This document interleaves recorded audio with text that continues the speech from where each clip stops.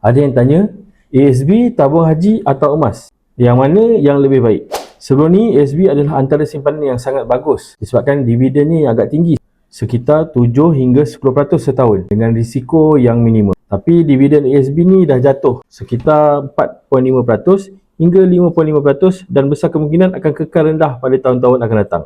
Jika kita nak bandingkan dengan emas, prestasi kenaikan harga emas sebenarnya jauh lebih baik berbanding dengan simpanan di ASB. Sejarah sepanjang 20 tahun lepas menunjukkan harga emas naik secara purata kira-kira 10% setahun. Jadi untuk simpanan jangka pendek sekitar 2 tahun, perbelanjaan dan wang untuk dana kecemasan, sekurang-kurangnya 3 bulan pendapatan, kita boleh simpan saja dalam ASB ataupun di tabung haji. Selebihnya, boleh kita hijrahkan wang tersebut dalam bentuk emas fizikal. Kaedah beli emas telah banyak berubah, terutamanya apabila Public Gold memperkenalkan emas pelaburan yang berketulinan 999.9.